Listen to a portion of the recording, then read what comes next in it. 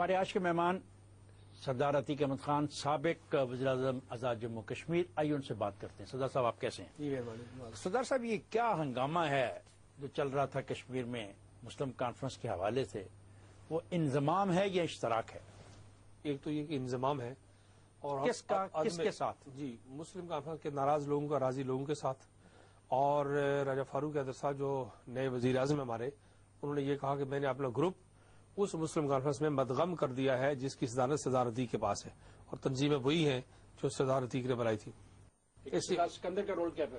سردار سکندر صاحب نے، مجاہد اول نے ہماری سرپرستی کی اس سارے معاملے میں، ہم سب اکٹھے ہیں اس وقت تو اس میں کوئی دو رائے نہیں۔ دیکھیں، اب آپ سے سوال میں یہ کر رہا ہوں کہ یہ انضمام ہے یا اشتراک ہے، تو آپ کہتے ہیں کہ آپ پارٹی کے صدر ہیں اور سب لوگ آپ کے ساتھ آ گئے، تو جو رول ہے سردار سکندر حیات کا اس ساری کھیل میں وہ کیا ہے؟ جو دوسرا جو گروپ بنا تھا اس کی صدارت سردار سکندر یاد خان صاحب نے، اس کی صدارت راجہ فاروق حیدر خان صاحب نے سپرد کی تھی، اور یہ صدر نے پریس کانفرنس کے ذریعے مظفر آباد پریس کلب میں بیٹھ کے اس گروپ کو مدغم کر دیا ہے جماعت کے اندر۔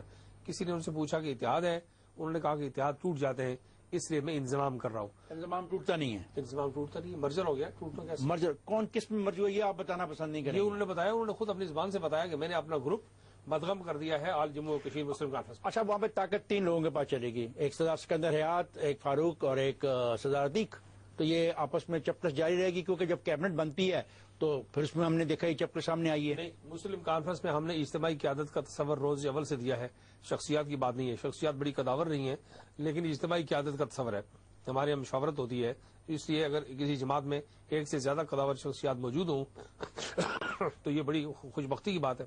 ایک کابینہ کے معاملات میں پھر مسائل کیوں پیدا ہوگا؟ کابینہ کے معاملات میں محض غلط فہمیاں ہیں جو غلط فہمی کیا ہے؟ دیکھیں، غلط فہمی تھی تو آپ کو ہٹا دیا گیا، غلط فہمی تھی تو آپ کی جگہ پہ سردار یعقوب خان بن گئے، غلط فہمی ختم ہوئی تو آپ اکٹھے ہو گئے۔ ہم ان کو اگر مکس نہ کریں تو اچھا ہے۔ دیکھیے، نہیں دیکھیے، مرکزی حکومت نے پورا زور لگا کے مجھے ہٹایا، میرے خلاف کیمپین کی، آپ کے خلاف کمپین کی کہ آپ پیسے کھا گئے، آپ پیسے لوٹ گئے، اور جو آپ کے خلاف الزام لگا رہا تھا پھر اس نے فلور آف دی ہاؤس پہ کہہ دیا مجھ سے بڑی غلطی ہوگی۔ ٹھیک ہو گیا۔ یہ کیا ہے؟ جی، یہ گزارش کر رہا ہوں کہ مرکزی حکومت نے مرکزی حکومت 70 سے لے کر اس وقت تک یہی کرتی چلی آ رہی ہے، اور اب کی بار انہوں نے ایک بالکل چلتی حکومت کو ڈسٹیبلائز کیا۔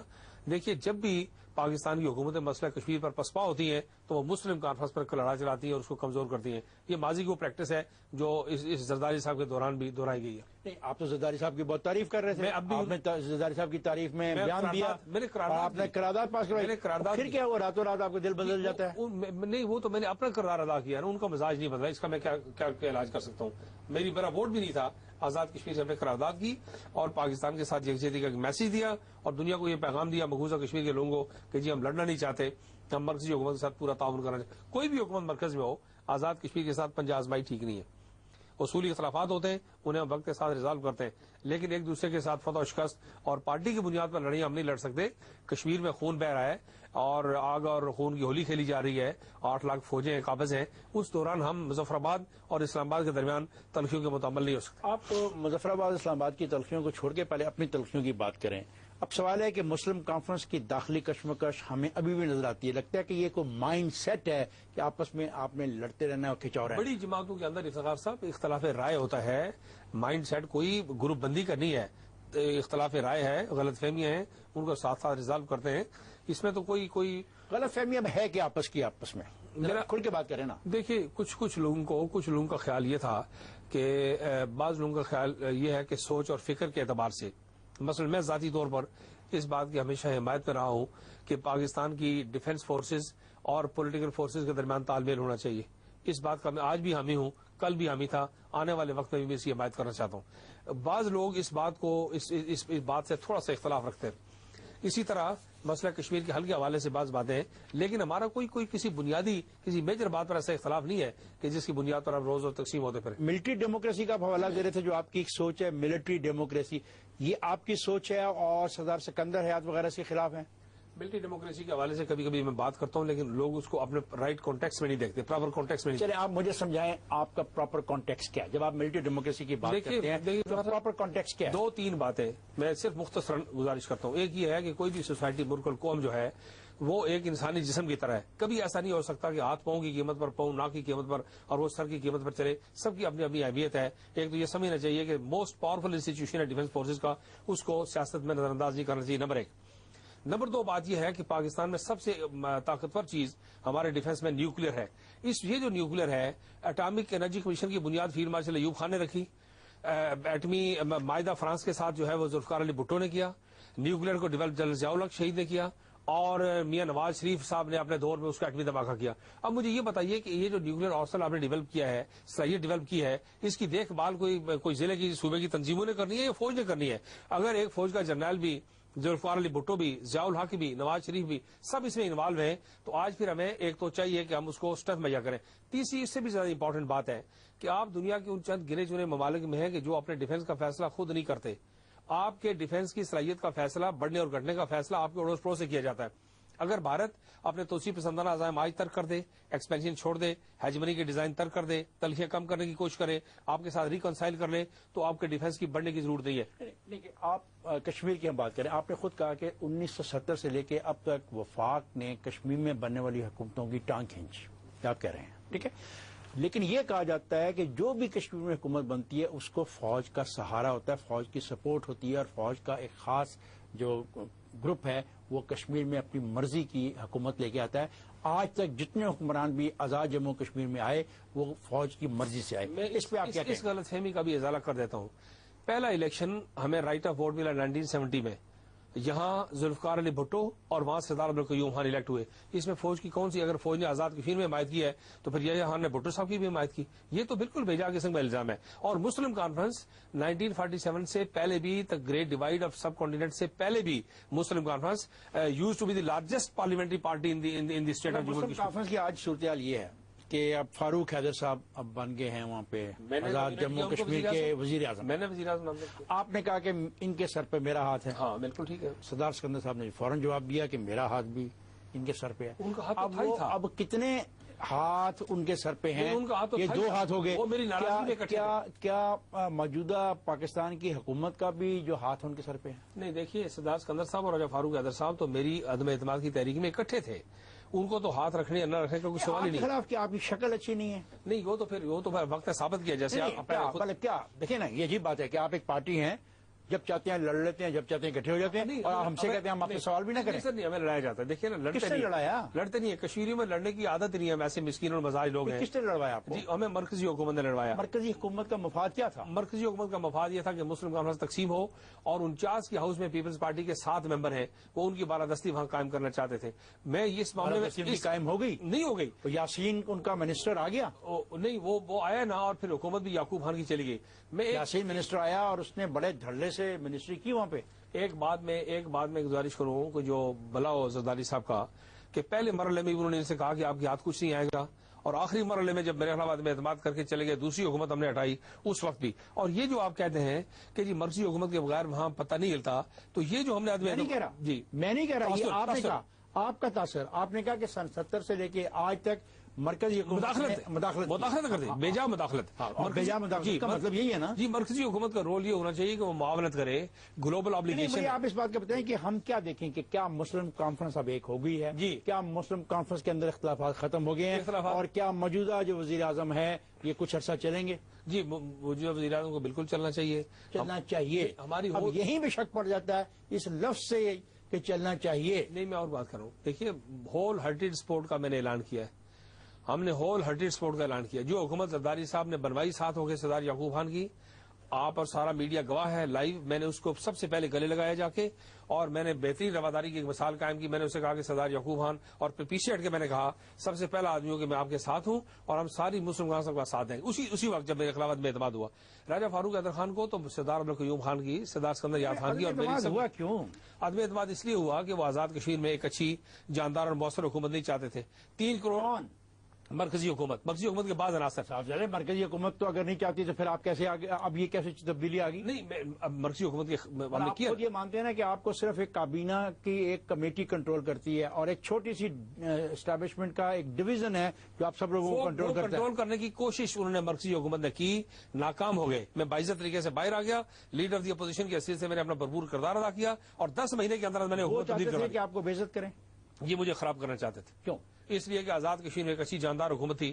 میں آزاد کشمیر میں پاکستان اور یورپ اور امریکہ کے علاوہ لیٹن امریکہ میں یوراگوائی تک مونٹی ویڈیو تک میں گیا ہوں کشمیر کا کیس لے کے, جہاں دنیا کا کوئی آدمی جہاں مرضی جائیں. آپ کے بیٹے بھی جا رہے تھے, آپ بھی جا رہے تھے. بالکل ٹھیک ہے, لیکن میں ایک مقصد کے لیے گیا ہوں.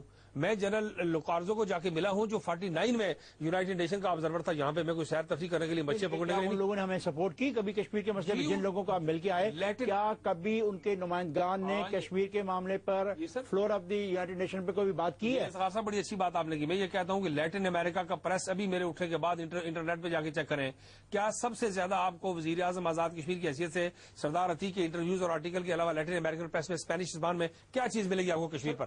سر, آپ کے انٹرویوز چھپے ضرور ہوں گے. آپ کی پی آر پاکستان میں بھی بڑی اچھی ہے, تو صاحب بیرون ملک بھی بڑی اچھی ہوگی. اس کا فائدہ پاکستان کو کیا ہے اور کشمیر کے ایشو کو کیا ہے؟ پہلی بات یہ ہے کہ آپ لوگوں کو باخبر کرتے ہیں کہ آپ کا معاملہ کیا ہے. دوسرے اس پر آپ اپنا آرگیومنٹ دیتے ہیں. تیسرا اپنی مظلومیت بیان کرتے ہیں. چوتھا یہ کہ خطے کے فیوچر کا جو امن ہے, ہم یہ کہتے ہیں کہ مسئلہ کشمیر کے حل کے ساتھ جنوبی ایشیا کا امن وابستہ ہے. کیا یہ بات حقیقت ہے کہ مسلم کانفرنس میں اتحاد اس لیے ہوا کہ جو مسلم کانفرنس کا ایک دھڑا تھا وہ نواز لیگ کے قریب جاتا جاتا رک گیا, اور پھر اس نے فیصلہ کیا کہ نہیں, نواز لیگ میں نہیں جانا چاہیے, ہمیں خود بیٹھ کے کشمیر میں اپنی سیاست کرنی چاہیے؟ اگر یہ بات ہے, اگر فرض کریں کہ غیر ریاستی سیاست کی دخل اندازی کو ہم نے مل کر روکا ہے, تو اسے بھی ہماری جائز کامیابی قرار دے رہا ہے. اس پر پھر اعتراض کا کون سا پہلو نکلتا ہے؟ میں جاننا چاہوں کیا حقیقت؟ ایسا نہیں ہے. راجہ فاروق حیدر مادر پدر مسلم کانگریس تھی. ان کا باپ مسلم کانگریس کا صدر تھا. ان کی والدہ اکیلے 75 میں اکیلے سردار عبدالقیوم خان کے ساتھ ایک جوان سال خاتون, ان کی بہن پارلیمنٹ کی ممبر رہی, ان کا بھائی ڈسٹرکٹ کا چیئرمین رہا. سارا خاندان نسل در نسل نظریہ رہا کہ پاکستان اور جماعت. راجہ فاروق حیدر نے بہت لمبی ملاقات کی میاں نواز شریف سے, آپ کے علم میں, اور آپ کو شامل نہیں کیا گیا اس میں. پہلی ملاقات میری سرپرائز میں وفد گیا. دوبارہ تو پھر وزیر اعظم کرسی کال کرنی تھی نا. میری میاں صاحب سے کوئی واقفی اب کی تو نہیں ہے کہ انہوں نے مجھے واقفی کروانی. صدر صاحب, کہیں ایسا تو نہیں کبھی ہوگا کہ آپ کو اور راجہ فاروق حیدر کو اور غلام قادر کو پھر کوئی قربانی دینی پڑے مسلم کانفرنس کے لیے؟ مسلم کانفرنس کے لیے جب کوئی قربانی دینی پڑے گی ہم دیں گے, اگر کوئی ملک کے مفاد میں ہوگی. ہم نے خوشی سے دے دی. ابھی میں آسانی سے وزیر اعظم بن سکتا تھا. میرے پاس پیپلز پارٹی کی 2011 کی تیاری کر رہے ہیں آپ الیکشن کی؟ جی پوری طرح تیاری کر رہے ہیں ہم. کیا 2011 میں پھر سردار عتیق آزاد جموں کشمیر کے وزیر اعظم ہوں گے؟ اس بات کا فیصلہ تو اس وقت لوگ کریں گے. خیال کیا جو آپ کی محنت ہے کدھر لے جا رہی ہے آپ کو؟ مسلم کانفرنس بھرپور کامیابی حاصل کرے گی, اور اس وقت کے جو منتخب ممبران ہیں ان کو حق دیں گے کہ وہ اپنا پارلیمان لیڈر منتخب کریں. چل آگے چلتے ہیں. ابھی آپ نے بات کی ایٹمی پروگرام کے حوالے سے. آپ یہ کہتے ہیں کہ تحریک آزادی کشمیر اور ایٹمی پروگرام کو اب خطرہ لاحق ہے. مجھے بتائیں کہ کیا بات کر رہے ہیں آپ؟ وہ اس لیے کہ زرداری صاحب محترم نے انتہائی قابل احترام ہے پاکستان کے صدر کی حیثیت سے, انہوں نے دل کھول کر یہ کہا کہ ہمیں بھارت سے نہ کبھی خطرہ تھا, نہ اب کوئی خطرہ ہے, نہ آئندہ کو خطرہ ہے. ان کا وزیر داخلہ یہ کہہ رہا ہے کہ ہم نے وزیرستان میں بھارت کی ملوث ہونے کے ثبوت مہیا کر دیے ہیں. اب اتنی بڑی کنٹراڈکشن کو آپ کیسے ریموو کریں گے؟ نہیں, میں بات کچھ اور کر رہا ہوں. ہم بات کر رہے ہیں کہ آپ نے پچھلے دنوں ایک بیان دیا, اور 1 اکتوبر 2009 آپ کا ایک بیان ہے. آپ نے اپنی راجدہ پر گفتگو کی اخباری نمائندوں سے, اور آپ نے کہا کہ تحریک آزادی کشمیر اور ایٹمی پروگرام کو خطرہ لاحق ہے. پاکستان کے حالات جس نہج پر جا رہے ہیں, پاکستان کو جس معاشی, انتظامی, سیاسی, نظریاتی, فکری, دفاعی بحران سے دوچار کر دیا گیا ہے, اس کا منطقی نتیجہ یہ ہے. کس نے کیا؟ اس کی ذمہ دار ہیں وہ تمام قوتیں جو اس کو چلا رہی ہیں. جو بیرونی ہے؟ نہیں, بیرونی کیا, اندرونی کام. بیرونی تو ہم بلیم گیم کے عادی ہو چکے ہیں کہ گھر کا کام خود ٹھیک نہیں کرتے. کہ تحریک آزادی کشمیر اور ایٹمی پروگرام کو جو خطرہ لاحق ہے وہ کن سے ہے؟ مجھ سے ہے؟ جی نہیں, ایک تو یہ کہ پاکستان کے عوام سے ہے. پاکستان کے عوام سے کوئی خطرہ نہیں ہے. یہ پاکستانی قیادت کو یہ ذمہ داری قبول کرنی چاہیے کہ جو خطرات ایٹمی پروگرام کو لاحق ہیں, جو کشمیر کو لاحق ہیں, کشمیر پر ہم کوئی قابل ذکر کتنی 6 لاکھ قربانیوں کے باوجود ابھی ہم کوئی پیش رفت کرنے کے قریب پہنچتے ہیں. سر, یہ آپ نے گلگت بلتستان کا الیکشن ہوا, آپ کو پسند نہیں آیا, آپ نے کہا یہ کیا ہو گیا, حالانکہ آپ کی خود یہ حالت ہے کہ آپ میں سے کوئی شخص بھی گلگت بلتستان جاتا ہی نہیں. میں آپ کے سامنے بیٹھا ہوں 1953 میں چوری غلام باز کے 3 دن کے لیے, اور میں آپ کے سامنے بیٹھا ہوں کشمیری میں واحد معروف سیاسی کارکن جو 13 دن کے لیے میں نے گلگت بلتستان کا دورہ کیا, ایک انچ کا دورہ کیا میں. اور پھر 1 نومبر 1994 میں 1994 میں 53 کے بعد 1994 میں کوئی شخص جاتا ہے گلگت بلتستان. لیکن اس کے اسباب بھی دیکھیں نا, اس کے اسباب دیکھیں کہ حکومت پاکستان نے ایسے حالات پیدا کیے. کیا منع کر دیا آپ کو؟ جی بالکل منع کر دیا. سردار قیوم صاحب کو نہیں جانے دیا, سردار سکندر کو نہیں جانے دیا, کیش خورشید کو نہیں جانے دیا, سردار ابراہیم خان کو نہیں جانے دیا. آپ لوگوں کو گلگت بلتستان جانے سے روک دیا وفاقی حکومت نے؟ بالکل وفاقی حکومت نے آزاد کیا لکھا تھا آرڈر پہ؟ نہیں آرڈر نہیں دے سکتے، آرڈر تحریری طور پر انہوں نے کیا دینا تھا، لیکن انہوں نے مسلسل اس بات کی کوشش کی کہ آزاد کشمیر اور گلگت بلتستان. دیکھیے تقسیم کشمیر کے لیے جب بھی کوئی بین الاقوامی سازش ہوئی ہے تو اس کی کوئی نہ کوئی سمٹم سامنے ظاہر ہونا چاہیے. بین الاقوامی سازش ہو گئی ہے. میرا خیال یہ ہے کہ ہم خود اس کا ہتھیار بنے ہیں، ٹول بنے ہیں. سازش ہے کیا؟ سازش یہ ہے کہ ریاست جموں و کشمیر کو مختلف حصوں میں تقسیم کر دیا جائے. آپ دیکھیں کہ ہم نے گلگت بلتستان وہی بات ہے جو مشرف نے کہی اور آپ کو بڑی پسند آئی تھی. نہیں مشرف نے بالکل اس کو الٹ بات کہی تھی. یہ بالکل مشرف نے یہ بات کی تھی؟ نہیں مشرف نے بالکل الٹ بات. مشرف نے بات کی تھی سیل گورننس، فوجی انخلا، مشترکہ نگرانی، سرحدوں کی تبدیلی. بالکل ٹھیک ہے تو یہی ہونے لگا. نہیں بڑا زمین آسمان کا فرق ہے. کیا میں گزارش پہلے واپس آئے نا آپ. گلگت بلتستان کے الیکشنوں پر آپ نے بڑی تنقید کی ہے، کیا وجہ؟ خود آپ گئے نہیں، تنقید آپ گلگت بلتستان کی داخلی خود مختاری اور سیلف گورننس کے بھرپور حامی ہے. ان کی بیرومی کا ازالہ بالکل جائز حق ہے، جلد از جلد کرنا چاہیے. آئین سازی اور قانون سازی کا حق دینا چاہیے. صدر کو یہ دیا، ٹھیک ہو گیا. الیکشن ہوئے وہاں پہ، سیاسی پارٹیوں نے پارٹیسپیٹ کیا. لیکن گورنر اور وزیر اعلیٰ کی اس طرح بالکل آپ نہیں دے سکتے. پاکستان کا آئین پاکستان کے صدر کو صرف 4 صوبوں میں گورنر مقرر کرنے کی اجازت دیتا ہے. یہ کل سری لنکا کا گورنر بھی زرداری صاحب مقرر کریں گے جا کے. کیسے انہوں نے ایک علاقے کا؟ آپ کو اعتراض ہے کہ وہاں پہ گورنر اور چیف منسٹر نہیں ہونا چاہیے؟ سر اعتراض چیف منسٹر تو ان کا منتخب ہوگا. نہیں اب منتخب ہوگا نا، لیکن جب یہ بنیادیں انہوں نے رکھ دی تو وزیر اعلیٰ تو گورنر اور صوبے کے ہوتے ہیں. 1963 تک مقبوضہ کشمیر میں صدر و وزیر اعظم ہوتے تھے. وہی ہم نے بالکل ریپلیکیٹ کیا آزاد کشمیر کے اندر کے صدر و وزیر اعظم ہے. ہم نے کہا کہ اس کو آزاد کشمیر کے طور پر طرز پر. آپ کو سازش کیا نظر آتی ہے؟ گورنر اور چیف منسٹر اگر گلگت بلتستان میں بن جاتے ہیں، سازش کیا؟ سازش یہ ہے کہ اسے آہستہ آہستہ صوبے میں صوبائی حیثیت دی جائے گی، اسے پاکستان میں مرج کیا جائے گا. اس تقسیم کی کو بنیاد بنا کر ہندوستان کارگل، لداخ، جموں اور سری نگر کے علاقے مرج کرے گا. وہاں آرٹیکل 370 پہلے سے موجود ہے. انہوں نے مرجر کا ہندوستان تو آلریڈی مرج نہیں کر چکا ہوا. جی مرج کر نہیں چکا ہوا نا جی. مرج تو کر نہیں سکتے، اس لیے کہ ہندوستان کی 12 دستی 8 لاکھ فوج ہے. آپ سمجھتے ہیں کہ گلگت بلتستان کا جو انتخاب ہے یہ ایک سازش کا حصہ ہے؟ گلگت بلتستان کی جو آئینی اصلاحات ہیں جہاں اس کی حیثیت تبدیل کرنے کا ہے، سنگین خطرے کی علامت ہے اور حکومت پاکستان کو کشمیری قیادت کے خدشات دور کرنا چاہیے. میں ایک اور بات آپ سے گزارش کروں، آپ کے نالج میں یقیناً ہوگی کہ 1953 تک 1953 تک ناردرن اسکاؤٹس کی بھرتی میں لکھا ہوتا تھا کہ in the name of president of Azad Jammu and Kashmir, Azad Kashmir کے صدر کے نام پر آرڈر جاری ہوتا تھا. 1963 میں سائن آف پاک ٹریٹی جو فیلڈ مارشل ایوب خان اور چیو لائی کے درمیان ہوئی، اس میں لکھا ہوا کہ اس علاقے کی مستقبل کا فیصلہ کشمیر کی اس وقت کی قیادت کرے گی. UNCIP ریزولوشنز میں یہ علاقہ کشمیر کا حصہ ہے، state of Jammu and Kashmir کا حصہ ہے. اور رابن رافیل سے یہاں پہ الیکشن کرانے سے کیسے یہ حصہ نہیں رہا؟ سر آپ نے الیکشن کروا کے آہستہ سے اس کو صوبہ بنانا شروع کر دیا. آپ نے گورنر دے دیا، وزیر اعلیٰ دے دیا. پاکستان کے صدر کو کیا اختیار حاصل ہے کہ وہاں پر صوبے کا اور گورنر کا اپنا کرے تقرر کرے؟ پاکستان جیسے گورن کرنا ہے AJK میں.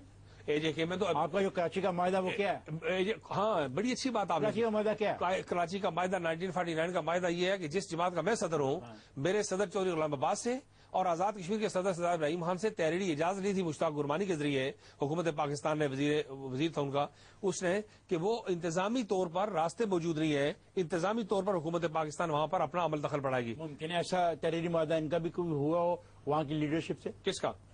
حکومت پاکستان کا اور وہاں کی مقامی لیڈرشپ؟ نہیں وہ بے شک ہو، لیکن یہ بین الاقوامی 86,742 مربع میل رقبہ UNCIP ریزولوشنز کا حصہ ہے. لیکن سر وہ بھی بغیر ان کا کوئی ریپرزنٹیشن نہیں تھی، ان کے عوام کے مسائل طے نہیں ہو رہے تھے. ہم اس کے حامی ہیں. کوئی طریقہ کار کا سمجھ نہیں آ رہی تھی، جو کونسل بنتی تھی اس کو بھی لوگ نہیں مانتے تھے. تو پھر رستے کیا؟ دیکھیے جو طریقہ کار آزاد کشمیر سپریم کورٹ کا دائرہ وہاں تک بڑھا سکتے تھے، جموں و کشمیر کونسل میں اس کو دے سکتے تھے، وہاں پہ صدر اور وزیر اعظم بنا سکتے تھے، آزاد کشمیر کے آئین کو ایکسٹینڈ کر سکتے تھے، مشترکہ کونسل بن سکتی تھی. میں کہتا ہوں کہ کسی چیز میں ہم انکار نہیں کرتے. ہم یہ کہتے ہیں کہ اس کی آئینی حیثیت کو اور اس کی بین الاقوامی تصویر، دیکھیے علاقائی حیثیت سائن آف پاک ٹریٹی میں آ گئی، بین الاقوامی حیثیت UNCIP ریزولوشن میں آ گئی. رابن رافیل سے پوچھا تو آپ کے الزام اور بھارت کے الزام میں کیا فرق ہے؟ بھارت نے بھی یہ الزام لگایا گلگت بلتستان کے انتخابات کے بعد جو آپ لگا رہے ہیں. نہیں بھارت نے تو یہ الزام لگایا کہ ریاست ہمارا اٹوٹ انگ ہے، یہ وہاں پر چائنیز آ کے کام نہ کریں، یہ بوجی ڈیم نہ بنائیں، یہ بادشاہ نہ بنائیں. وہ الزامات تو بالکل فرسودہ قسم کے ریڈیکولس ہیں. ہمارا الزام نہیں ہے، ہمارے تو خدشات ہیں، تحفظات ہیں. آپ نے الیکشن کیوں نہیں لڑا ہوا؟ کہاں پہ؟ آپ کو وہاں پہ انہوں نے ٹائم ہی نہیں دیا. ہماری ایک سیٹ خالی ہے آزاد کشمیر اسمبلی کی، جس میں 700 ووٹ ہیں، یہ الیکشن نہیں کروا سکے. وہاں 7 لاکھ ووٹوں کا الیکشن انہوں نے کروا دیا 15 دن کے نوٹس پر کشمیری ریاستی جماعت. اور یہ بہت اچھا. آپ نے کیوں نہیں وہاں پہ حصہ لیا؟ دیکھیں MKM کی جماعت کراچی سے وہاں پہ الیکشن میں حصہ لینے آ گئی، آپ تو ان کے ساتھ رہتے تھے، آپ کے تو تعلق واسطے بھی ہوں گے، کیوں نہیں گئے آپ الیکشن میں؟ آپ کا اس سوال سے بہت اچھا سوال ہے، پرٹیننٹ کوشچن ہے، اس سے ہمارے خدشات میں اور اضافہ ہوتا ہے. یہ جو سوال ہے، سوال سے آپ کے خدشات میں اضافہ ہو گیا؟ نہیں، یہ سوال باقی لوگوں کے لیے بھی، ایجوکیشن کے لیے بڑا امپورٹنٹ ایریا ہے کہ وہاں پر غیر ریاستی جماعتوں کو، غیر کشمیری جماعتوں کو کام کرنے کا موقع دیا گیا اور آزاد. آپ کو روکا گیا؟ جی روکا کیا؟ ہمارے ساتھ دیکھو 60 سال سے میرے علاوہ صدارتی کا الزام تراشی مت کرو، آپ کو روکا نہیں گیا، آپ گئے ہی نہیں، آپ نے ہمت ہی نہیں کی، آپ نے کوشش ہی نہیں کی. سر گزارش یہ ہے کہ ہم ہمت خاک کرتے ہیں. 60 سال سے میرے علاوہ کسی کو جانے نہیں دیا گیا. میں واحد آدمی ہوں جسے 13 روزہ کا دورہ کیا. اس لیے میں یہ کہتا ہوں، اور 1 نومبر کو میں نے ان کے قومی دن یوم آزادی کے دن میں مہمان خصوصی کی حیثیت سے ایڈریس کیا اور میں وہاں کسی کو جانے نہیں دیا. بہرحال آپ کو تو جانے دیا تھا نا. یہ بھی بڑی سوال اٹھتا ہے لوگوں کے ذہن میں کہ سن 53 کے بعد اگر کسی آدمی کو جانے دیا تو وہ سردار عتیق تھا، اور سردار عتیق کو کیوں جانے دیا؟ دیکھیں نا، سازشی تھیوریاں تو بہت سی ہو سکتی ہیں، لیکن ہم سازشی تھیوریوں سے ذرا نکل آئیں. اور یہ مجھے بتائیں کہ آپ نے واقعی دلچسپی نہیں لی گلگت بلتستان کے بلا دلچسپی لی. سردار یہ افتخار گیلانی صاحب کی قیادت میں ایک کمیٹی بنی تھی 90s میں، جس کا واحد پوائنٹ ایجنڈا تھا کہ اس کو مرج کرنا ہے. ممتاز راٹھور مرحوم وزیر اعظم تھے، سردار قیوم صاحب صدر تھے. سردار قیوم صاحب نے ایک تفصیلی خط لکھا غلام اسحاق خان کو، اور اس پر لکھا کہ یہ پالیسی ڈاکومنٹ ہے، گلگت بلتستان کے بارے میں ہمیشہ اس خط سے رہنمائی حاصل کی جائے. کیبنٹ ڈویژن کو مار کیا. وہ خط ہم نے کتابچے کی صورت میں شائع کروا دیا. ہسٹوریکل کانٹیکس میں آپ دیکھیں، کشمیر کے کانٹیکس میں دیکھیے میں کوئی الزام نہیں لگا رہا. میں یہ کہہ رہا ہوں کہ اس 15 لاکھ آدمی کو آپ اس تصواب رائے میں پاکستان کے حق میں، کشمیریوں کے حق میں اور انڈیا کے خلاف ووٹ ہے، آپ کل اگر اس کو صوبہ بنا دیں گے اسی طرح آہستہ آہستہ رفتہ رفتہ. ابھی تو آپ کہتے ہیں آپ صوبہ بنانے کی مخالفت کر رہے ہیں نا؟ بالکل صوبہ نہیں بنانا چاہیے. آگے چلتے ہیں. سر آپ نے کہا کہ زرداری حکومت کا ایک ایک دن پاکستان کی سلامتی اور تحریک آزادی کشمیر کے لیے خطرے کا باعث ہے. اتنا سخت بیان آپ دے رہے ہیں. دیکھیے جو کچھ وہ کر رہے ہیں، کیا کر رہے ہیں ہمیں بھی تو بتائیں. چاروں اس وقت پاکستان کی لیڈرشپ چاروں صوبوں کے اندر جانے سے قاصر ہے. پاکستان کی لیڈرشپ ٹیلی ویژن پر آنے سے قاصر ہے. پاکستان کی لیڈرشپ اس درجے پر پہنچ گئی ہے کہ لوگوں میں ملنے جلنے سے اٹھنے بیٹھنے سے قاصر ہے. غیر ملکی دورے ضرور ہو رہے ہیں. کشمیر کے اندر جو کچھ وہ کر رہے ہیں، مقبوضہ کشمیر کے اندر جو ہو رہا ہے، انڈیا کے ساتھ کشمیر کے ساتھ بہت سخت سٹینڈ لیا ہے. ہم نے انڈیا کو کہا ہے کہ دیکھیں، ہم نے کہا کہ Pakistan was ready to discuss everything and anything with India. He said but Pakistan wanted constructive engagement and meaningful dialogue. یہ جو واضح طور پہ انڈیا کو کہا گیا. یہ جو 2-3 وزیر اعظم صاحب کی یسر رضا گیلانی صاحب کے بیانات ہیں، ہم نے مل کر ان کا شکریہ ادا کیا، میٹنگ میں ان کا شکریہ ادا کیا. فارن منسٹر کا بیان ہے، فارن منسٹر کو بھی ہم نے، انہوں نے کہا کہ آپ فوٹو سیشن نہیں کرنا چاہتے. اگر بات کرنی ہے کسی مقصد بات کرنی ہے تو ہم آئیں گے، ورنہ ہم نہیں آئیں گے. لیکن پارٹی رولنگ پارٹی کی چیئر اور ملک کے کانسٹیٹیوشنل پریزیڈنٹ یہ کہتے ہیں کہ ہمیں کبھی خطرہ تھا ہی نہیں، کبھی خطرہ ہی نہیں، کبھی خطرہ ہوگا ہی نہیں، تو اس میں فارن منسٹر کیا کرے گا؟ سردار صاحب یہ بات ہے، کیا مسلسل تو جنگ اقوام میں جاری نہیں رہ سکتی؟ نہیں، یہ تو آپ جانتے ہیں اور آپ مانتے بھی ہیں نا. بالکل ٹھیک. اور بیک ڈور ڈپلومیسی میں آپ بھی شامل ہیں؟ میں ابھی اس کی شامل ہیں یا نہیں ہے؟ شامل ہے. اچھا، آپ اس کی حمایت کرتے ہیں. بیک ڈور ڈپلومیسی میں آپ کیا چیزیں طے کر رہے ہیں، کو بتائیں گے آپ؟ بیک ڈور ڈپلومیسی ساری ہر زمانے میں رہی ہے. بیک ڈور ڈپلومیسی آپ اپنے رول کی بات کریں. ہم یہ کہتے ہیں کہ مسئلہ کشمیر کا پرامن سیاسی حل مذاکرات کے ذریعے نکلنا چاہیے. پاکستان کے صدر صاحب اگر کہتے ہیں تو نہیں، پاکستان کے صدر صاحب کہتے ہیں تو ان کو باقی اقدامات کے ذریعے دیکھنا چاہیے. ہم جو کہتے ہیں ہمیں باقی اقدامات کے ذریعے. کیا پاکستان کے صدر نے کچھ چیزیں وڈرا کر لیں، کچھ آپ کو کسی چیز سے روک دیا؟ اس سارے عرصے میں پاکستان کے پریزیڈنٹ نے جو ایک اچھا کام کیا، وہ لائن آف کمرس میری تجویز تھی جولائی میں نے دی 8 جولائی 2008 کو، کہ میں نے کہا کہ this present highly militarised line of control should be reduced into a line of commerce. اس میں انہوں نے 2-4 مہینے کے اندر ڈاکٹر سنگھ کے ساتھ مل کر اس کو لائن آف کمرس آپریشن کروا دیا. آپ یہ کہتے ہیں کہ زرداری حکومت کا ایک ایک دن پاکستان کی سلامتی اور تحریک آزادی کشمیر کے لیے خطرے کا باعث ہے. ہم نے افتخار صاحب جو اچھی بات ہے اس کی حمایت کی، جو غلط بات ہے اس کی مخالفت ہے. کیا ڈیفائن کرو ہمارے پڑھ لکھے آدمیوں کو کہو کہ افتخار صاحب دیکھو یہ 1 2 3 باتیں ہیں آصف زرداری کی اور ان کی حکومت کی، جس کی وجہ سے مسئلہ کشمیر کو نقصان ہوا ہے. آزاد کشمیر ایک اسٹرانگ بیس ہے. مسلم کانفرنس 78 سالہ پرانی جماعت ہے. ٹھیک ہے، آپس کی لڑائیاں تھیں، آپ نے خود کی، آپ خود اکٹھے ہو گئے، اچھی بات ہے. نہیں، وہاں سے انہوں نے شروع کیا. آزاد کشمیر کو ڈی اسٹیبلائز کرنا کس کے مفاد میں ہے؟ کس نے کیا؟ زرداری صاحب کی. کس کے ذریعے؟ زرداری صاحب نے کس کے ذریعے؟ وزیر امور کشمیر کے ذریعے کیا. زرداری صاحب نے وزارت امور کشمیر کے ذریعے کیا. مسلم کانفرنس میں اگر نقب لگائی تو نلائکی تو آپ کی تھی. نہیں، ہماری نلائکی کا مارجن آپ دے دینا جو 5-10% بنتا ہے، دے دیا. لیکن جو اگریشن ہے اس کو تو ہمارے کھاتے میں نہ ڈالے نا. اگریشن کیا انہوں نے؟ آپ جی اگریشن کیا. انہوں نے پیسے خرچ کیے، انہوں نے سرکاری اثر استعمال کیا، انہوں نے جبر کیا، انہوں نے زور لگایا، مینیپولیشن کی، جوڑ توڑ کی. بات کر رہے تھے دوستی کی اور تجارت کی، آپ کیا سمجھتے ہیں کہ دوستی اور تجارت سے مسئلہ کشمیر حل ہو سکتا ہے؟ مسئلہ کشمیر کے حل کے امکانات واضح ہو سکتے ہیں. دیکھیے کشمیریوں کو فوجی طور پر بھی آپ نے اسٹینگولیٹ انڈیا نے کیا ہوا ہے، اور اقتصادی طور پر بھی ان کو اسٹینگولیٹ کرے معاشرے میں رکھے، یہ ٹھیک نہیں ہے. کشمیر انٹرا کشمیر ٹریڈ جو ہے، کشمیریوں کو ٹریڈ کا حق چین کے ساتھ، وسط ایشیا کے ساتھ ساری تاریخ میں حاصل تھا. ایک تو اس کو ریسٹور کرنا چاہیے، تو اس کا ہم نے مطالبہ کیا تھا، بطور وزیر اعظم کیا تھا، میں اب نہیں کر رہا ہوں اپوزیشن میں یا باہر بیٹھ کے. دوسری بات یہ ہے کہ یہ جو ساری دنیا کے جو تجربات ہیں، یورپ کے تجربے سے ہمیں سبق حاصل کرنا چاہیے. خون آج شام جنگیں ہوئی ہیں، لیکن سارے لوگ مل کر اب مسائل کو حل کر رہے ہیں. گریٹر یورپ تشکیل میں مجھے یہ بتانا پسند کریں گے کہ کشمیر کے حوالے سے آپ کا آج جب مجھ سے بات کر رہے ہیں، آج آپ کا الٹیمیٹ آبجیکٹو ہے کیا؟ ہمارا الٹیمیٹ آبجیکٹو یہ ہے کہ مسئلہ کشمیر کو منصفانہ سیاسی بنیادوں پر اس طرح حل کیا جائے کہ بھارت کو شکست کا کوئی احساس نہ ہو، ہمیں ہمارے فتح کی شادیاں نہ بجیں، کشمیریوں کو آگے خود ارادیت مل جائے، اور خطے کے اندر ایٹمی جنگ کے خطرات ٹل جائیں. اب دیکھیں، اب اس کو دیکھیں، ہم تقسیم کرتے ہیں. آزادی چاہتے ہیں آپ، پاکستان یا بھارت کے ساتھ الحاق چاہتے ہیں، یا تقسیم چاہتے ہیں؟ یہ تین میں سے کیا آپشن ہوگی آپ مجھے بتائیں. دیکھیے جو مادر پدر آزادی ہے، آپ یہ بات بھول جائیں کہ اب دنیا کے نقشے پر کچھ ساورن انڈیپینڈنٹ مسلم اسٹیٹس وجود میں آئیں گی، اور پھر انڈیا کے مقابلے میں جہاں 8 لاکھ فوج کو جس آبادی نے انگیج کیا ہوا ہے. اور دوسری بات یہ ہے کہ جو کچھ آپ نے کرنا ہے وہ great divide of sub continent کی اسکیم کو سامنے رکھ کے کریں گے. اس کا مطلب ہے کہ کیا یہاں پہ 2 ریاستیں مرج ہوتی نظر آ رہی ہیں پھر آپ کو؟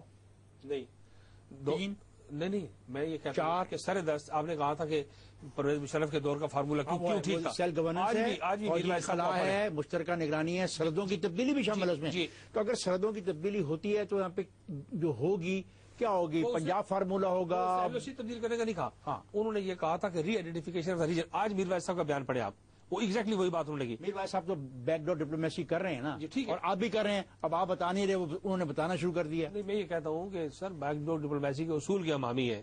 بیک ڈور ڈپلومیسی میں اگر یہ طے ہو جاتا ہے کہ جناب یہ حصہ اے اور یہ بی اور یہ سی، اسے الٹیمیٹلی تو کشمیریوں کو پریزنٹ کرنا پڑے گا نا. دیکھیے کوئی غلط اسکیم ہی اچھی ہے. ہم یہ کہتے ہیں کہ تینوں فریق سے افریقی مذاکرات ہوں اور اقوام متحدہ کی قراردادوں کو بنیاد بنایا جائے، اور سے افریقی مذاکرات کے ذریعے نیگوشیٹڈ سیٹلمنٹ. آپ کو اور میرا ایک جھگڑا عدالت میں پڑا ہوا ہے، لیکن آؤٹ آف کورٹ اگر ہم سیٹلمنٹ کرنا چاہیں تو عدالت کو تو اعتراض نہیں ہے. سر صاحب میں یہ محسوس کرتا ہوں کہ آپ جو لوگ ہیں AJK والے، اور ادھر بھی جو کشمیری تھے اور لیڈرشپ تھی، اب آپ بھی تھک جا رہے ہیں، تھکتے جا رہے ہیں، اور ہر وہ چیز ماننے کو تیار ہیں جو پہلے آپ ماننے کو تیار نہیں تھے. چلے، یہ میں سمجھتا ہوں کہ یہ ایک سٹیپ آپ آگے گئے ہیں، یہ ارتقاء کا دور ہے.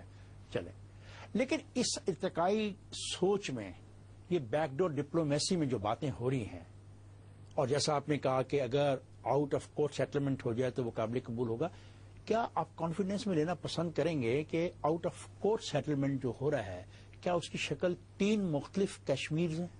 ایک تو پہلی بات میں ایک جملے میں گزارش کرنا چاہتا ہوں جی، کہ کشمیری جس دن تھک جائیں گے اس دن 8 لاکھ فوج وہاں نہیں رہے گی. یہ بات یاد رکھیے آپ. پاکستان کی ساری فوج 6 لاکھ ہے، وہاں کشمیری تر و تازہ ہیں، مزاحمت کے جذبے سے سرشار ہے. تب 8 لاکھ فوج ورنہ انڈیا کو بدنام بھی قیادت کی بات کی ہے، میں نے کشمیریوں کی بات نہیں کی. قیادت اور کارکن سب اس معاملے میں یکجا ہے. دوسری بات جو آؤٹ آف کورٹ سیٹلمنٹ ہے، اس میں ہم یونائٹڈ کشمیر کی بات بھی کرتے رہے، گریٹر کشمیر کی بات بھی کرتے رہے، لیکن گریٹر کشمیر اور یونائٹڈ کشمیر ایک ہی چیز ہے. جی میں گزارش کروں نا، یہ جو پچھلی حکومت کا فلسفہ تھا کہ سیلف گورننس، اس میں اس طرح کی بات نہیں تھی یہ جو اب ہوئی ہے گلگت بلتستان میں، کسی حصے میں بھی. سیلف گورننس یہ تھی کہ آپ بھی سیلف گورننس کریں، میں بھی کروں، اور ریاست کی جو وحدت ہے وہ پارا پارا نہ ہو، اور ریاست اوور آل فیڈریشن ہوگی. دیکھیے پہلا مرحلہ تو ڈی ایسکیلیشن کا ہے، پھر ڈی ریکنسیلیشن کا. ایسکیلیشن میں تو افواج پاکستان کو بھی نکلنا ہوگا اور ہندوستان کی فوجوں کو بھی نکلنا ہوگا. پاکستان نے کبھی اسے انکار نہیں کیا، جو منیمم نہیں، یہی ہوگا نا، ڈی ایسکیلیشن سے یہی ہوگا نا جی. کہ تمام افواج پاکستان باہر آ جائیں گی، جتنی حدود ہیں اپنا انٹرنیشنل سے باہر وہاں پہ آ جائیں گی، اور ہندوستان کی فوج بھی انٹرنیشنل حدود پہ چلی جائے گی. اب اس دوران کیا آپ کشمیر کو UNO کی ٹرسٹیشپ میں دینا چاہیں گے؟ نہیں، ہم بالکل ٹرسٹیشپ میں نہیں دینا چاہیں گے. ہم یہ کہیں گے کہ کشمیریوں نے جو قربانی دی ہے، اب ہم پیچھے نہیں جا سکتے کہ ٹرسٹیشپ میں جائیں اور کنڈومینی میں جائیں اور پارشل ڈویژن کریں اور کیا کریں اس کو تقسیم کریں. ہم یہ کہتے ہیں کہ کشمیری اس قابل ہیں، اس اہل ہیں. پاکستان کی صوبائی اور قومی نشستیں خالی ہے، ایک سیٹ پر ہم الیکشن نہیں کروا سکے.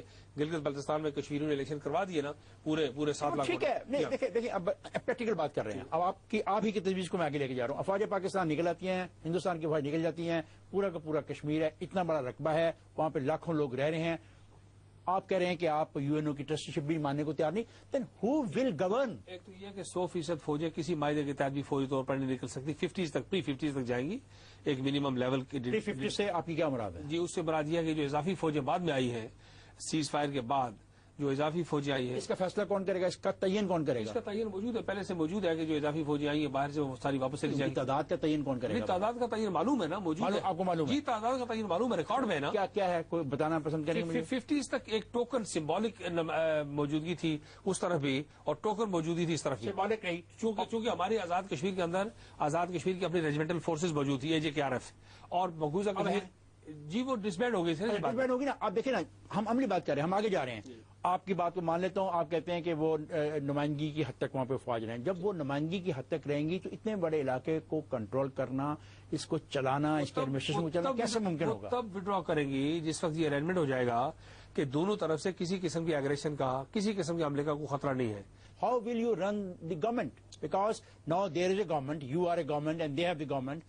تو کیا کیسے آپس میں چلاؤ گے؟ انڈیا پاکستان کے درمیان اگر کشمیر کے اوپر افتخار صاحب ریکنسیلیشن ہو یا انڈرسٹینڈنگ ہو جائے کہ انہوں نے ایک دوسرے کے خلاف کارروائی نہیں کرنی، تو آپ کا کیا خیال ہے کہ کشمیری کو ایک دوسرے کے خلاف کارروائی کریں گے؟ ہمیں پھر کس بات سے خطرہ ہے؟ آپ نہیں لڑیں گے آپس میں؟ کیوں لڑیں گے ہم آپس میں؟ یہ جو لداخ کا مسئلہ ہے، جو وہاں کے ہندوؤں کا مسئلہ ہے، جو وہاں پہ دوسری ذاتوں کا مسئلہ ہے، صرف مسلمان تو نہیں رہتے سر. کشمیری 700 سال تاریخ کے اندر 7 سینچریز باقی تو رہتے ہیں. وہ اب وقت کے ساتھ ساتھ اور بھی مذہب کے لوگ وہاں پہ رہتے ہیں. ان کو پھر پروٹیکشن کون دے گا؟ بڑی اچھا سوال ہے آپ کا، لیکن میری گزارش سنیے آپ کہ میں یہ کہتا ہوں کہ 700 سال میں ایک واقعہ مذہبی، سیاسی، لسانی پنڈتوں کے ساتھ جاتی ہوئی. اب کے 20 سالوں کو چھوڑے نا، مشرق اور مغرب کی انوالومنٹ ہے، افغانستان کا فال آؤٹ افیکٹ ہے. اب تو ساری دنیا کے جبہے ہمارے سر فال آؤٹ افیکٹ وہاں پہ کیسے چلا گیا پنڈت کے خلاف؟ اس لیے چلا گیا کہ وہ لوگ جو افغانستان کے اندر روس کے ساتھ پنجہ آزما تھے وہ کدھر گئے؟ Will Kashmir be an independent state? اور یہ فیصلہ تو اس وقت کشمیری کریں گے کہ اس کو کمپلیٹ ساور انڈیپینڈنٹ کشمیری اس وقت جس وقت یہ باقی سارے مسائل طے ہو جائیں گے. آخری مرحلہ ہے. کبھی آپ نے کوئی ایسا روڈ میپ اپنی ذات کے لیے بنایا ہو کہ اتنے سال میں یہ چیزیں اب ہو جانی چاہیے؟ کیونکہ دیکھو ان لمیٹڈ عرصے کے لیے یہ ایشو اب چل نہیں پائے گا.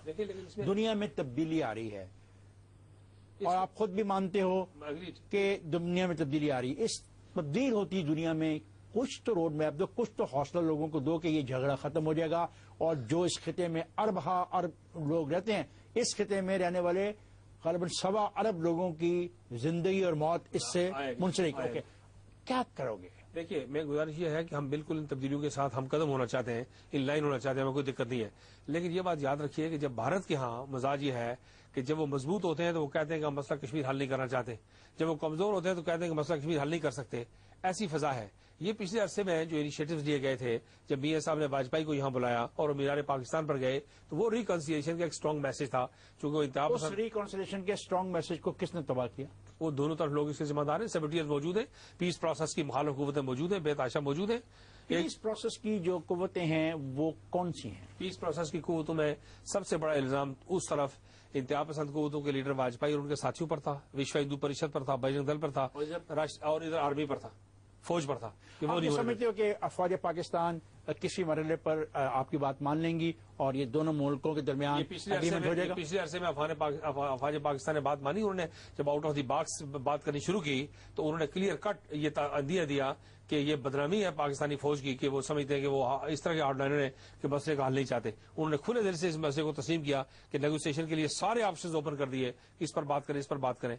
کیا آپ نہیں سمجھتے کہ دونوں طرف کی کشمیری قیادت جو ہے وہ وجہ ہے؟ کیونکہ وہ نہیں چاہتی کہ یہ مسئلہ طے ہو جائے. کیونکہ یہ مسئلہ طے ہو جائے تو آپ کی چھٹی ہو جائے گی، ممکن ہے آپ کو اور ریپلیس کر دے، کوئی اور لیڈرشپ آ جائے، اور لیڈرشپ آ سکتی ہے نا، زیادہ مور پروگریسو اور پاپولر لیڈرشپ آ سکتی ہے. یہ ہے کہ ہم نے پاپولر لیڈرشپ کو کبھی نہیں روکا اور یہ الزام ہے کشمیریوں پر. ہم بڑی سے بڑی قربانی دے کے جنوبی ایشیا کو، یہ دیکھیے مسئلہ کشمیر 3 ایٹمی قوتوں کے درمیان گرا ہوا مسئلہ ہے.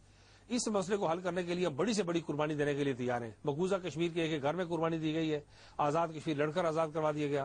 گلگت بلتستان کرنل مرزا حسن کی قیادت میں لڑ کر آزاد کروایا گیا.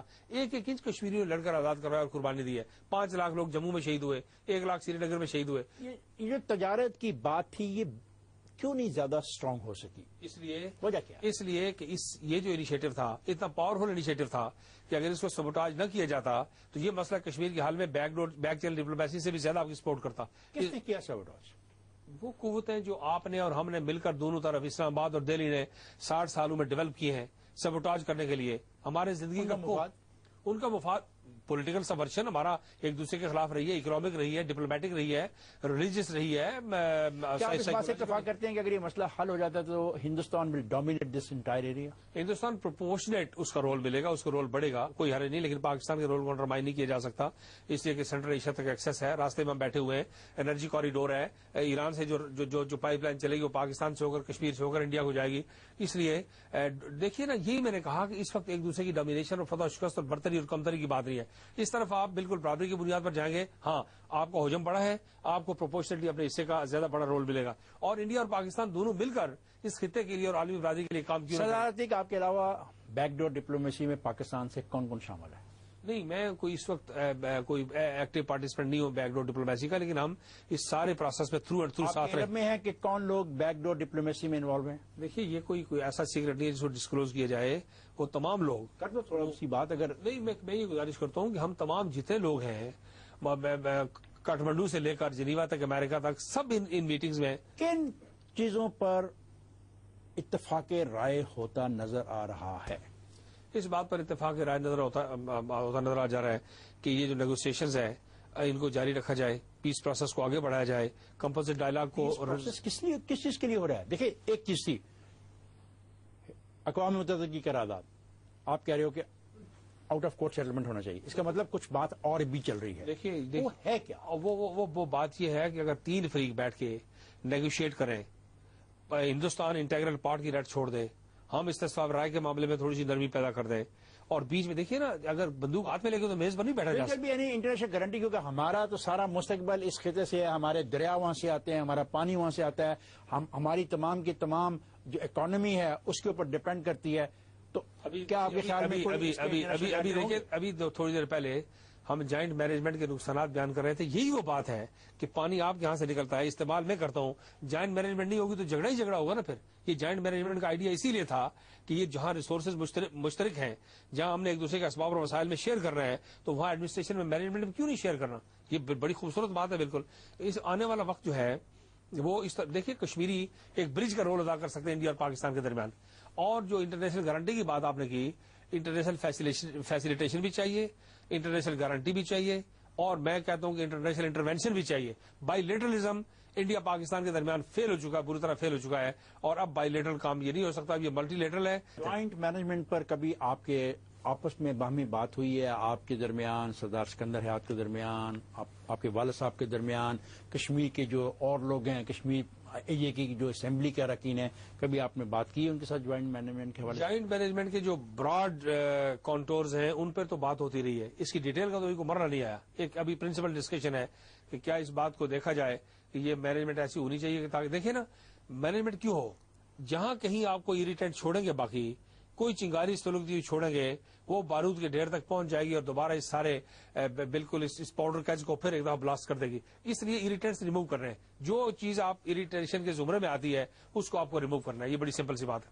سردار عتیق صاحب، فاروق حیدر کو آپ سپورٹ کر رہے ہیں، لیکن کہیں یہ شک پڑتا ہے کہ آپ اس سے بدلہ لینے سے باز نہیں آئیں گے. ایک آدمی کو وزیر سے بنا دیا اور اسے بدلہ لینا چاہتا ہوں میں. آپ کے ذہن میں کہیں ایسی بات ہے کہ اس آدمی کو بھی ایک دفعہ بتایا جائے کہ اصل تو حکمران آپ ہیں اور یہ سب کچھ کھیل جو ہے آپ کر سکتے ہیں اور یہ سب کٹ پتلیاں ہیں؟ دیکھیے، مسلم کانفرنس میں کولیکٹیو لیڈرشپ کا کانسیپٹ ہمیشہ سے موجود رہا. میں تو حیران ہوں، آپ کہتے ہیں دوسری دفعہ آپ یہ بات میرے پروگرام میں کہہ رہے ہیں کولیکٹیو لیڈرشپ کا بات کی گئی. لیکن آپ نے جو کچھ کیا، جو آپ کے ساتھ خود ہوا، اگر وہاں پہ کولیکٹیو لیڈرشپ تھی تو جو ہاتھ آپ کے ساتھ ہوا وہ کیوں ہوا؟ نہیں، لیکن میں نے اس کو ٹھیک کر دیا نا، اس کا مجھے مارجن دیا. اعتبار کیسے آئے گا؟ کیونکہ میں ابھی بھی سنا جا رہا ہے کہ آپ کے اور فاروق حیدر کے درمیان بیوروکریٹس کوئی بدگمانیاں پیدا کر رہے ہیں. نہیں، بدگمانیاں پیدا کرتے ہوں گے، لیکن فاروق حیدر کیٹیگوریکلی ریپیٹڈلی کہہ چکے ہیں کہ میں صدر جماعت کے آگے جواب دہ ہوں اور میری ساری ٹیم جواب دہ ہے جماعت کے آگے. بار بار وہ کہہ چکے ہیں. میں یہ کہہ چکا ہوں کہ میں ایک چوکیدار کی طرح ان کی حکومت پر پہرےداری کرنا چاہتا ہوں. اب سوال یہ پیدا ہوتا ہے، چوکیدار اپنے حصہ مانگے گا؟ بالکل نہیں. چوکیدار کے ان کو سارا کچھ مل رہا تھا، چھوڑا ہے اس دور میں. چوکیدار جو ہے یہ فاروق حیدر کو کام کرنے دے گا؟ کام کرنے کے لیے کمپلیٹ فری ہینڈ دیا ہے. لیکن چوکیدار یہ محسوس نہیں کر رہا کہ آزاد کشمیر کی سیاست میں 6 مہینے کے بعد پھر کوئی تبدیلی آ جائے گی؟ نہیں، لیکن ہم اس کو روکنے کی کوشش کریں گے. ہم غلط تبدیلی کو روکیں گے، منفی تبدیلی کو روکیں گے. فاروق حیدر 2011 تک آزاد جموں کشمیر کے وزیر اعظم رہیں گے انشاءاللہ 1.5 سال تک.